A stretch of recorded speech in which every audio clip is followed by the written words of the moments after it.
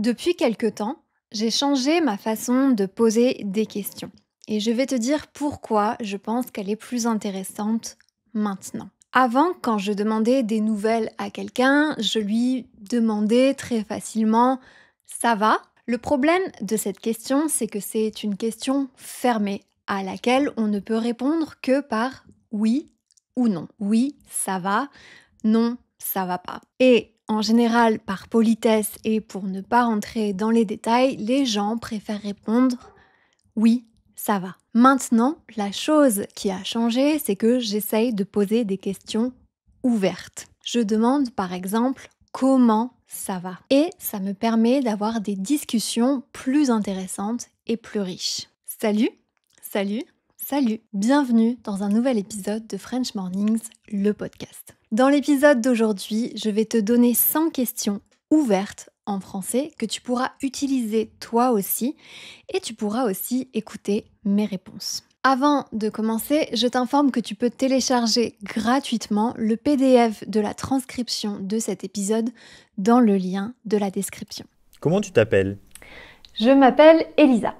Tu as quel âge ? J'ai 31 ans. Où est-ce que tu habites ? J'habite à Bordeaux depuis l'année dernière. D'où est-ce que tu viens ?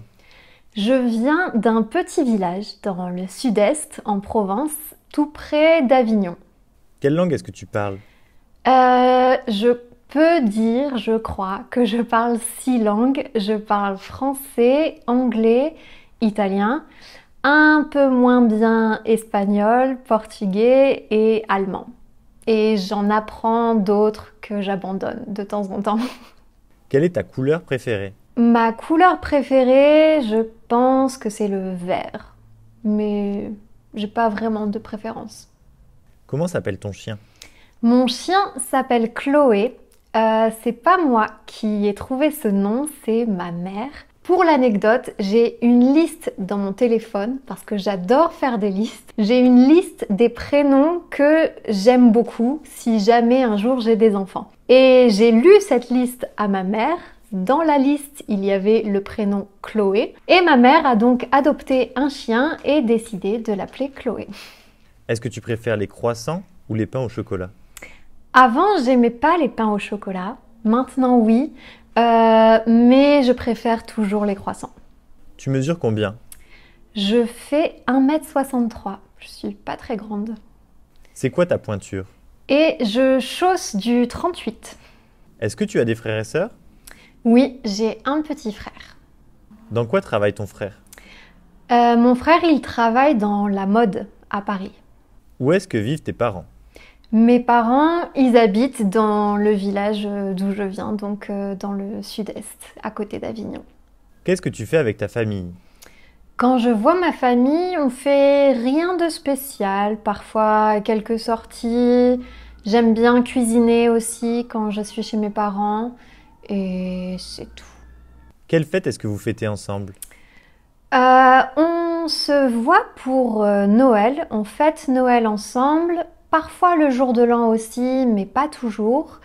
Et sinon, les anniversaires ou bien Pâques ou les autres fêtes, on les fête pas ensemble. À quel moment est-ce que tu te lèves le matin ? Le matin, j'essaye de me lever vers 8h30, mais parfois plus tard.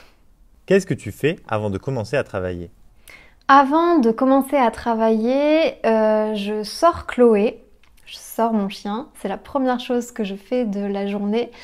Et parfois, je vais à la salle de sport aussi. Qu'est-ce que tu manges au petit déjeuner ? Mon petit déjeuner, c'est assez souvent la même chose, c'est des tartines de pain avec un café noir, sans sucre. Qu'est-ce que tu fais le soir après le travail ? Le soir après le travail, j'emmène Chloé au parc à chiens, très souvent, et ensuite je rentre à la maison et j'aime bien cuisiner pendant un moment pour couper vraiment avec ma journée de travail. À quelle heure est-ce que tu te couches le soir ? Le soir, je me couche assez tard. J'aimerais me coucher plus tôt, mais j'ai du mal. Je pense que je me couche aux alentours de minuit, 1h du matin. Où est-ce que tu travailles ?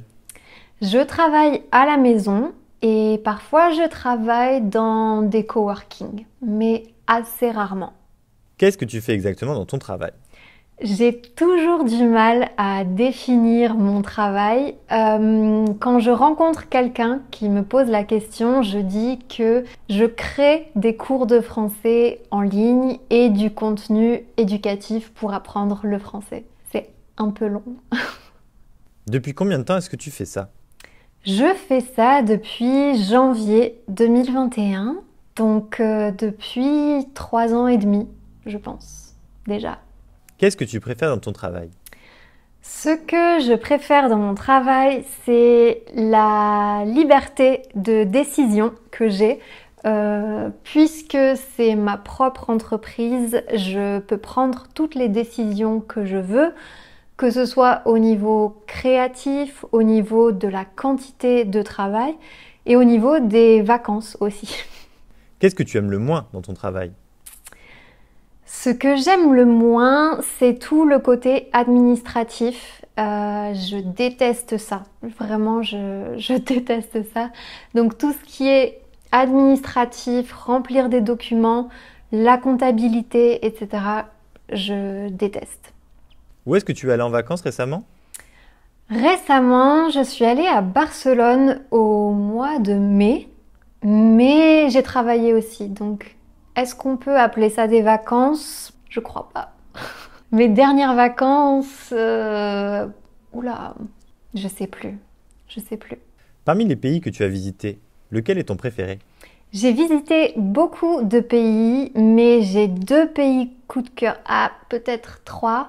J'ai adoré le Kenya parce que j'adore les animaux. J'ai adoré le Brésil parce qu'il y a une ambiance incroyable. Et j'ai adoré le Mexique parce que c'était magnifique et qu'on mange très bien aussi. Qu'est-ce que tu préfères? Les voyages à la mer ou à la montagne? Je préfère toujours les voyages à la mer. Je préfère toujours aller au soleil. Pour moi, c'est ça les vacances. C'est la plage, le soleil et voilà. Quel pays est-ce que tu aimerais visiter? J'aimerais beaucoup visiter l'Égypte parce que j'adore la civilisation égyptienne, donc j'aimerais beaucoup aller en Égypte un jour. Et l'Éthiopie. J'aimerais beaucoup visiter l'Éthiopie aussi.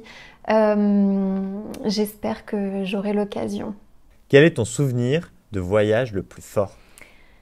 Oui, pendant le tour du monde le petit tour du monde que j'ai fait en 2020, j'ai fait un voyage au Kenya où je suis partie en safari et l'un des moments les plus forts du voyage, ça a été d'avoir vu des lions qui se sont approchés de la Jeep et d'être aussi proche d'un lion en liberté, ça a été un moment très très très intense. Je sais pas pourquoi, mais c'était vraiment vraiment impressionnant et encore aujourd'hui, ça reste un de mes souvenirs de voyage les plus forts. C'était une expérience vraiment vraiment spéciale. Quel est le dernier film que tu as vu et qu'est-ce que tu en as pensé? Le dernier film que j'ai vu, c'était Vice Versa, que j'ai regardé avec mes petites cousines et je trouve que c'est un film génial, autant pour les enfants que pour les adultes. Quel genre de livre est-ce que tu aimes lire? J'ai une grande passion pour les romans historiques. Je commence à avoir une bonne collection maintenant. Quel est le genre de film que tu aimes regarder? Je suis pas très difficile, j'aime bien tous les genres de films, mais c'est vrai que j'ai encore une fois une préférence pour les films qui se passent à une autre époque, donc les films plutôt historiques, un peu épiques. C'est ce que je préfère regarder, je pense. Qu'est-ce que tu fais généralement le week-end? Le week-end, j'essaye de vraiment pas travailler du tout, mais je fais rien de particulier. Mon programme change souvent, donc ça dépend. Parfois, je fais du sport, parfois je reste à la maison, parfois je sors avec des amis, parfois je pars en week-end d'ailleurs, donc ça dépend. Est-ce qu'il y a un sport ou une activité que tu aimerais essayer? J'aimerais beaucoup faire de l'escalade ou au moins essayer. J'en ai déjà fait, mais j'aimerais bien recommencer un peu plus sérieusement si j'avais le temps, parce que je fais déjà beaucoup d'autres choses et c'est compliqué de prendre le temps. Quel est le plat que tu préfères cuisiner? Je sais pas s'il y a un plat que j'aime particulièrement cuisiner. Il y a beaucoup de choses que j'aime cuisiner parce que j'aime cuisiner en général. Je pense que j'aime bien faire de la pâtisserie en général parce que c'est ce que je préfère manger. Explique la recette de ton plat préféré. Alors, je fais très bien la béchamel, qui est une sauce française. Donc, je peux vous donner la recette. Pour faire de la béchamel, il faut du beurre, de la farine, du lait, il faut de la noix de muscade, du sel, du poivre et un peu de vinaigre aussi. Donc, on commence par faire fondre le beurre dans une casserole. On rajoute de la farine, on mélange bien jusqu'à ce que ça se détache de la casserole et petit à petit on ajoute du lait en fouettant bien la préparation. On ajoute à la fin un peu de sel, un peu de poivre, de la noix de muscade et personnellement j'aime beaucoup ajouter du vinaigre de cidre parce que ça amène une acidité qui fonctionne bien avec la béchamel. Qu'est-ce que tu détestes manger? Alors moi, je déteste le céleri et la coriandre aussi. Vraiment, c'est impossible de manger ça pour moi. Quel est ton dessert préféré? C'est difficile parce qu'il y en a beaucoup. J'adore la tarte au citron, j'adore les fraisiers. Les éclairs au chocolat, c'est trop dur comme question. Quelle est ta boisson préférée et pourquoi?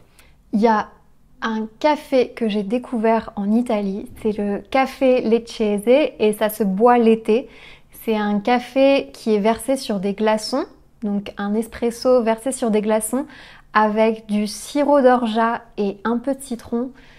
C'est bizarre décrit comme ça, mais c'est excellent et j'adore ça. Où est-ce que tu as fait tes études? J'ai fait mes études à Cannes parce que j'étudiais l'audiovisuel. Quelle est ta matière préférée à l'école et pourquoi? Mes matières préférées à l'école, c'était les langues. Donc anglais, allemand, latin, c'est ce que j'ai fait à l'école et j'adorais ça parce que c'était moi la meilleure. Est-ce que tu as suivi des études supérieures? Dans quel domaine? J'ai fait des études dans l'audiovisuel et j'ai fait un BTS qui est un diplôme en 2 ans et ensuite j'ai fait une année de licence à Lyon. Donc le BTS à Cannes et la licence à Lyon et c'était des études d'audiovisuel au BTS et spécialisées dans le montage et la post-production. Qui étaient tes professeurs préférés et pourquoi? Il y avait une prof que j'adorais au collège qui était ma prof d'allemand et je pense que c'est elle qui m'a beaucoup transmis le goût des langues et grâce à elle j'ai pu faire un échange linguistique à Berlin pendant 3 mois quand j'avais 16 ans. Donc je pense que c'était ma prof préférée. Il y en a sûrement d'autres. J'ai eu beaucoup de bons profs dans ma scolarité mais la première personne à qui je pense c'est elle. Comment est-ce que tu étais comme étudiant? J'étais une élève très calme, très studieuse, qui posait pas de problème. Je suis assez introvertie, donc j'étais comme ça comme élève aussi et j'avais des bonnes notes.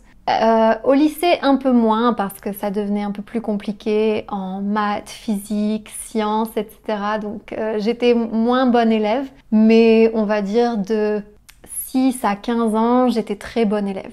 Ensuite, un peu moins, mais toujours calme. Comment est-ce que tu décrirais ta personnalité? Je pense que je suis introvertie. J'ai besoin de calme pour recharger mes batteries et avoir un peu d'énergie. J'étais timide quand j'étais assez jeune et en grandissant, je le suis de moins en moins. Et je pense que je suis assez patiente aussi. Je suis quelqu'un d'assez calme de manière générale. Est-ce que tu as des phobies? Oui, j'ai une phobie assez étrange. J'ai très peur des grenouilles et des crapauds. Si j'en vois, je me mets à pleurer tout de suite. Quelle est ta plus grande qualité? Alors, ça va sûrement pas être objectif, mais je pense que ma plus grande qualité, c'est que j'ai un bon instinct et je pense. Et je pense que je sais bien m'entourer des bonnes personnes. Donc j'ai des amis sur lesquels je peux vraiment compter et je pense que j'ai cette capacité à bien choisir les gens dont je m'entoure. Quel est ton pire défaut? Mon pire défaut, je pense que c'est que je suis pas très bien organisée. Et ça, ça me plaît pas à moi non plus. De manière familière, on va dire que je suis un peu bordélique, c'est-à-dire que je range pas les choses et j'arrive pas à garder la maison rangée plus de 2 jours. Donc je passe mon temps à déranger et re-ranger. Et si tu pouvais changer quelque chose chez toi, qu'est-ce que ça serait? Je pense pas que j'aimerais changer particulièrement quelque chose chez moi. Peut-être avoir un peu plus confiance en moi dans certaines situations, mais sinon rien d'autre. Comment est-ce que tu utilises la technologie dans ta vie quotidienne? Je suis complètement dépendante de la technologie. J'ai besoin d'une caméra pour travailler, j'ai besoin de mon ordinateur pour travailler, de mon téléphone. Donc je suis complètement dépendante de la technologie. Quelle est ton application préférée? Mon application préférée, c'est une application de méditation. Ça s'appelle Insight Timer et j'écoute parfois des méditations avant de dormir. Qu'est-ce que tu penses des réseaux sociaux? Je pense que les réseaux sociaux, on peut en faire le meilleur comme on peut en faire le pire. Il y a du harcèlement en ligne sur les réseaux sociaux, donc ça c'est peut-être le pire. Mais ça permet aussi de créer des mouvements sociaux ou des mouvements de communauté qui vont pouvoir se retrouver. Et ça c'est peut-être le meilleur. Comment est-ce que tu réduis ton utilisation du téléphone? J'ai essayé de faire une petite détox d'Instagram. J'ai désinstallé l'application sur mon téléphone et malheureusement ça n'a pas vraiment fonctionné parce que je l'ai remplacé par YouTube. Donc j'ai pas vraiment réduit mon temps d'écran. Quelle application est-ce que tu utilises le plus sur ton téléphone? L'application que j'utilise le plus, je pense que c'est celle où on scrolle infiniment et on s'arrête jamais. Donc ça doit être soit Instagram, soit YouTube. Comment est-ce que tu as rencontré ton ou ta meilleure amie? J'ai plusieurs meilleurs amis et on s'est rencontrés quand on avait 10 ans. On était dans la même classe parce qu'on apprenait l'allemand. Quels sont les traits de caractère que tu apprécies le plus chez les autres? J'aime bien les personnes qui sont assez drôles et un peu extraverties. C'est un peu l'inverse de moi. Qu'est-ce que tu fais quand tu es avec tes amis? Si je retrouve mes amis en ville, on va souvent boire un verre en terrasse et après on peut organiser d'autres sorties à l'océan ou ailleurs. Quel est le meilleur conseil qu'on t'ait jamais donné? Alors, ça va être un peu philosophique, mais un des meilleurs conseils qu'on m'ait donné, c'est qu'il y avait beaucoup de choses qu'on ne peut pas contrôler dans la vie, mais ce qu'on peut essayer de contrôler, c'est son calme intérieur, donc sa paix intérieure. Et c'est la seule chose qu'on peut vraiment contrôler, donc ça vaut la peine d'essayer. Comment est-ce que tu gardes contact avec tes amis à l'étranger? Je garde contact avec mes amis à l'étranger grâce aux réseaux sociaux. Donc ça, c'est aussi une des belles choses des réseaux sociaux. C'est qu'on peut garder contact très facilement avec des amis qui habitent dans d'autres pays ou plus loin. Quel est ton plus grand rêve? Je pense que mon plus grand rêve, c'est d'avoir un peu la vie idéale, très cliché, une famille, des enfants, une grande maison, un chien. C'est pas un rêve de fou, mais c'est ça. Si tu gagnes au loto, qu'est-ce que tu ferais avec ton argent? Si je gagnais au loto, je pense que j'arrêterais de travailler. Désolée.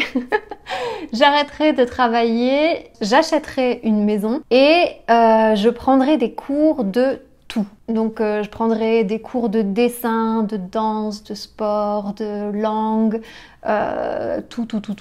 À quoi ressemble ta maison idéale?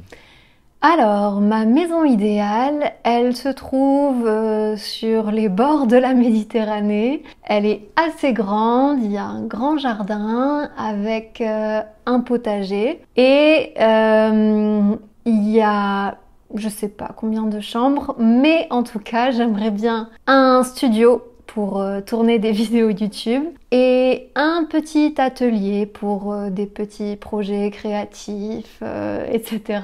J'aimerais bien qu'il y ait une salle de sport et une piscine.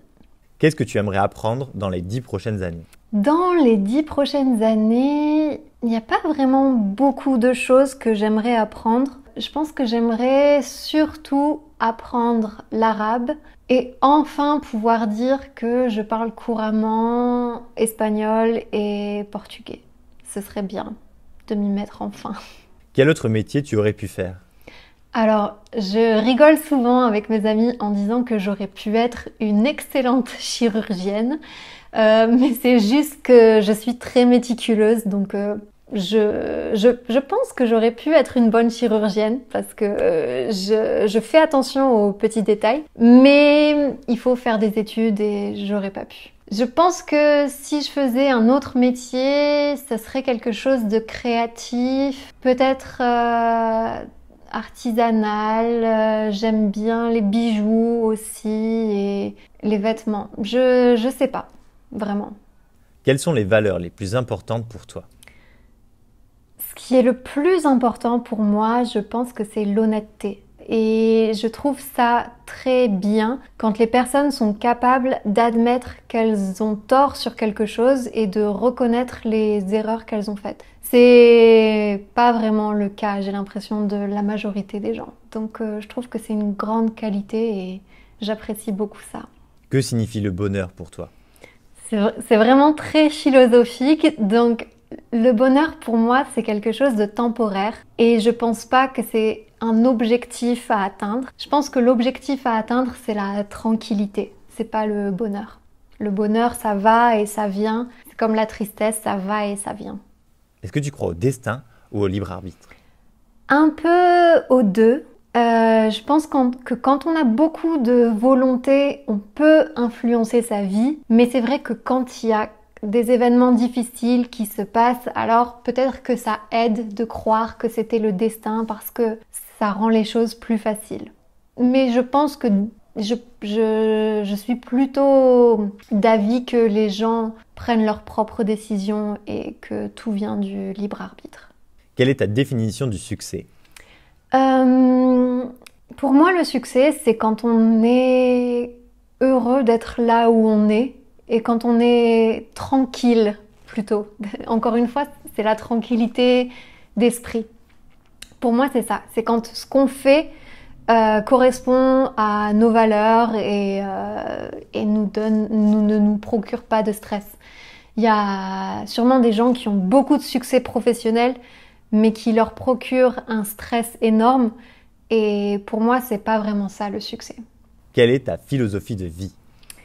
Alors, c'est quelque chose que j'ai appris quand j'étais en formation de yoga.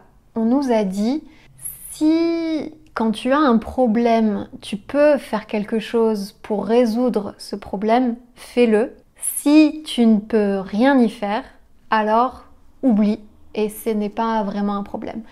Et j'essaye d'appliquer ça dans ma vie. Comment est-ce que tu prends soin de ta santé physique? Alors, j'essaye de prendre soin de moi en faisant du sport, en mangeant correctement et en dormant assez. C'est assez basique. À quelle fréquence est-ce que tu fais du sport? J'aimerais faire plus de sport, mais je dirais que en ce moment, je fais peut-être 1 ou 2 séances de sport par semaine. Quel est le sport que tu aimerais essayer? Un sport que j'ai jamais essayé, mais que j'aimerais essayer, c'est l'escrime. Je pense que ça doit être assez technique et assez amusant. Qu'est-ce que le sport t'apporte dans la vie? Principalement, ça m'apporte le fait que j'ai moins mal au dos. J'ai commencé le sport sérieusement cette année parce que j'avais vraiment mal au dos à rester assise et à travailler devant l'ordinateur toute la journée. Donc le plus grand des bienfaits que ça m'apporte, c'est que j'ai moins mal au dos et ça va aussi préserver mon corps et j'aurai sûrement moins de douleurs dans ma vie que si je ne faisais pas de sport. Quel est ton régime alimentaire et pourquoi?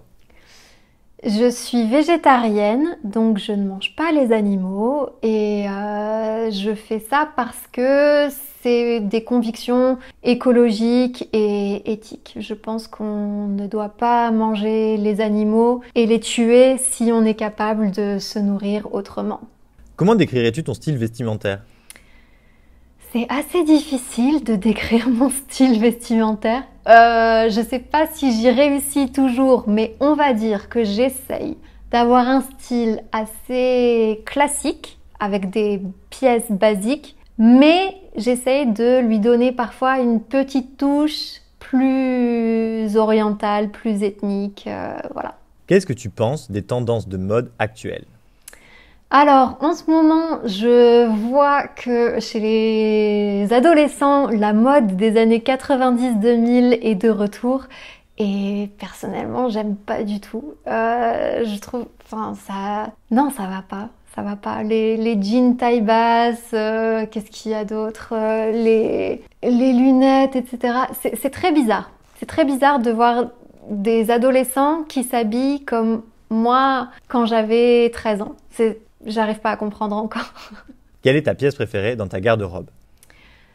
La pièce préférée de ma garde-robe, c'est une veste style officier, mais très influencée orientale justement. C'est une veste qui a été faite avec une espèce de tapisserie en tissu et elle est magnifique et je peux rarement la porter tellement elle est belle et donc c'est trop habillé. Mais c'est sûrement la pièce préférée de ma garde-robe. Quel est le vêtement le plus cher que tu aies jamais acheté? Je me rappelle pas du vêtement le plus cher que j'ai acheté. Je me souviens la première fois où j'ai acheté quelque chose de cher avec mon propre argent. Quand j'étais étudiante, j'ai acheté un sac à main qui coûtait 70 € et je me suis dit que c'était une folie, que c'était vraiment très très cher et en plus il était pas terrible ce sac à main, je sais pas pourquoi j'ai fait ça. Quels sont les développements scientifiques les plus intéressants d'après toi? Ce qui est le plus intéressant, évidemment, aujourd'hui, c'est l'intelligence artificielle parce qu'on va pouvoir faire des choses folles. L'arrivée de l'intelligence artificielle aujourd'hui, c'est un peu comme l'arrivée d'Internet il y a 20 ans. Donc ouais, ça c'est très très intéressant. Qu'est-ce que tu penses de l'intelligence artificielle? Et je pense que l'intelligence artificielle va devoir être contrôlée très très rapidement parce qu'il peut y avoir beaucoup de dérives à cause de ça, mais qu'on va pouvoir aussi faire des choses incroyables. Est-ce que tu penses que la technologie peut résoudre les problèmes environnementaux? Alors je pense que la technologie peut résoudre certains problèmes environnementaux, mais la question du réchauffement climatique ne pourra pas être résolue uniquement grâce à la technologie. Il faudra des changements dans la société. Qu'est-ce que tu penses de l'exploration spatiale? Il y a quelques années, je pense que j'aurais dit que c'était une mauvaise chose d'investir trop d'argent dans la recherche spatiale. Aujourd'hui, j'ai un avis différent. Je pense que les innovations qui viennent de l'exploration spatiale vont pouvoir être réutilisées sur Terre. Et donc, c'est pas forcément une mauvaise chose d'investir dans l'exploration spatiale. Mais la priorité est quand même ici. Quelle invention récente trouves-tu la plus impressionnante? Il y a pas longtemps, j'ai vu un spectacle de drones à Bordeaux et ça remplace les spectacles de feux d'artifice. Et j'ai trouvé ça vraiment malin, beau aussi et beaucoup plus écologique, je crois, que les feux d'artifice. Donc je trouve que ce serait une bonne chose si on remplaçait les feux d'artifice par des spectacles de drones parce que c'est vraiment beau, c'est c'est impressionnant comme c'est beau. Est-ce que tu es une personne plutôt calme ou anxieuse?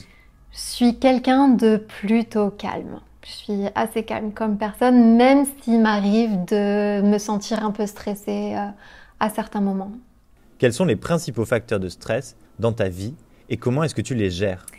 Le principal facteur de stress dans ma vie, c'est le travail. Je me rends compte que en créant French Mornings, j'ai maintenant beaucoup plus de responsabilités et tout ça, ça crée beaucoup de stress. Donc quand je me rends compte que je suis vraiment stressée à cause de ça, j'essaye de m'obliger à moins travailler et à faire des activités créatives. Donc ça peut être de la peinture, de la couture. J'ai commencé beaucoup de choses justement pour limiter mon stress. Beaucoup d'activités manuelles. Comment est-ce que tu gardes un équilibre entre ta vie professionnelle et personnelle? J'essaye de garder un équilibre entre ma vie professionnelle et ma vie personnelle en limitant mon temps de travail. Quand on est à son compte comme moi, c'est très facile de se laisser embarquer par le flux de travail continu. Si on veut, on peut ne jamais s'arrêter. Il y a toujours quelque chose à faire. Donc, j'essaye de me limiter pour vraiment ne pas avoir qu'une vie professionnelle, mais aussi avoir du temps pour moi à côté. Comment est-ce que tu gères les relations négatives ou toxiques dans ta vie? J'ai la chance comme j'ai dit, je pense d'être assez bien entourée et de choisir les bonnes personnes pour m'entourer dans ma vie. Donc j'ai pas vraiment eu à gérer de relations négatives ou toxiques avec des gens autour de moi. Si ça arrive, ça arrive pas vraiment parce que je suis assez introvertie et je mets toujours une certaine distance entre les gens et moi au début. Et si j'ai confiance, alors je vais me rapprocher de ces personnes-là. Si j'ai pas confiance, alors ça arrivera pas. Comment est-ce que tu évites la procrastination? Je n'évite pas la procrastination. Je procrastine très souvent, c'est-à-dire que je remets beaucoup au lendemain. Il y a beaucoup de choses que je dois faire et pour une raison ou une autre, je décale et je ne fais pas. Mais récemment, j'ai découvert la méthode Pomodoro. Par cette méthode, on travaille 25 minutes, on fait une pause de 5 minutes, puis on retravaille 25 minutes. Et j'ai l'impression que ça fonctionne assez bien avec moi. Donc je vais essayer de continuer à faire ça pour être un peu plus concentrée. Quel est l'événement historique qui t'a le plus marqué et pourquoi? L'événement historique qui m'a le plus marqué et qu'on a tous vécu, c'est le Covid-19 et le confinement et toutes les conséquences que ça a eu sur nous. Et c'était vraiment un événement assez historique et je pense que ça nous a tous beaucoup marqué. Et je me souviens avoir pensé à ce moment-là, on est en train de vivre un moment d'histoire qui sera raconté dans les livres et auquel on consacrera un gros chapitre. Donc c'est clairement ça. Si tu pouvais voyager à une autre époque, où est-ce que tu irais? Ah, c'est difficile comme question parce qu'il y a beaucoup d'époques que j'aimerais voir. J'aimerais, je pense, aller au Moyen-Âge parce qu'on dit souvent que le Moyen-Âge c'était une période assez sombre, qu'on connaissait rien, et etc. Alors que c'est faux, il y avait beaucoup de choses intéressantes qui se passaient au Moyen-Âge en termes de connaissances. Mais si je devais donner une seule réponse, je pense que j'aimerais aller dans le futur. Parce que je suis curieuse de savoir comment notre société va continuer à évoluer et peut-être que je serai plus là pour voir les moments les plus intéressants. Donc j'aimerais bien aller dans le futur. Quels sont les personnages historiques que tu admires le plus? J'adore le personnage de Cléopâtre parce que c'est une femme et on parle pas beaucoup des femmes dans l'histoire. Il n'y a pas beaucoup de chefs d'État, de reines, etc. qui ont marqué l'histoire et elle en fait partie.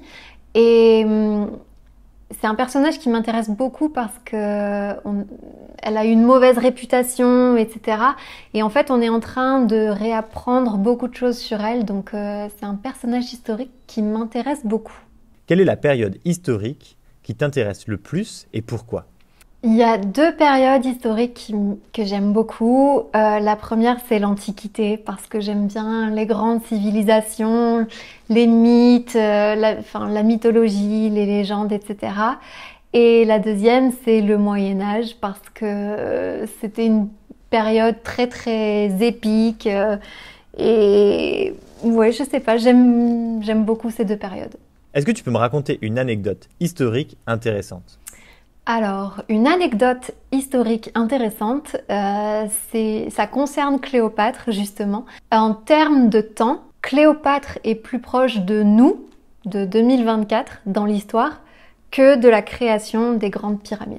C'est une anecdote qui est assez connue, mais qui, à chaque fois, je trouve ça incroyable. Quel est ton roman classique préféré et pourquoi? Alors, c'est une série de livres, de romans historiques, justement. C'est la série des Rois maudits de Maurice Druon. Et c'est la série de romans qui a inspiré l'auteur de Game of Thrones. Et c'est justement parce que c'est des romans historiques sur une période du Moyen-Âge en France. Et c'est des intrigues, des complots, des meurtres, des assassinats, etc. Donc, j'adore ce genre de romans et je vais les relire toute ma vie, je crois. À quel point est-ce que tu penses que l'art est important dans la société?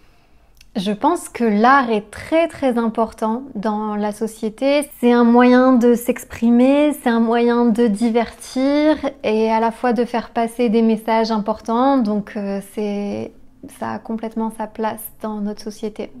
Ouais. Est-ce que tu penses que les artistes doivent prendre la parole sur les sujets politiques ou bien se taire? Moi, je pense que les artistes doivent prendre la parole sur des sujets politiques parce que l'art, justement, est souvent politique. À travers l'art, on veut toujours faire passer un message. C'est pas uniquement du divertissement, donc je trouve ça logique que les artistes s'expriment sur des sujets politiques. Et je trouve ça même bizarre qu'on considère qu'ils ne devraient pas le faire parce que ce ne sont pas des hommes politiques ou autres. Non, c'est le rôle d'un artiste de faire passer un message, donc ça a du sens. Si tu écrivais un livre, quelle serait l'histoire? Je ne pense pas du tout que j'écrirais un livre dans ma vie, mais j'ai eu une fois l'idée d'écrire un livre qui serait inspiré de mon chien. Et mon chien, c'est un chien de chasse, donc elle renifle beaucoup. Et quand je la regarde, j'ai l'impression qu'elle mène des enquêtes. Donc j'aimerais bien peut-être, mais je pense pas que je le ferai, écrire un livre pour enfants où le personnage principal ce serait un chien détective. Qu'est-ce que tu penses des livres adaptés au cinéma? Je pense que l'adaptation de romans au cinéma part souvent d'une bonne intention, mais que ça fait souvent des films qui sont très décevants. Parce que dans un livre, on peut se permettre de donner beaucoup plus de détails, donc c'est beaucoup plus riche, on peut s'imaginer beaucoup plus de choses, et on peut aussi prendre le temps de raconter des choses et on n'est pas limité par le nombre de pages, alors que dans un film, on est limité par la durée du film et on est souvent obligé d'enlever certains détails qui sont importants dans le livre ou voilà.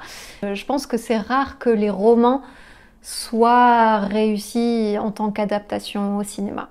En tout cas, j'ai pas d'exemple qui me vient en tête. Merci à tous d'avoir été au rendez-vous. Je vous rappelle que vous pouvez télécharger la transcription de cet épisode avec les 100 questions et mes 100 réponses. Et je vous dis à très bientôt dans un nouvel épisode.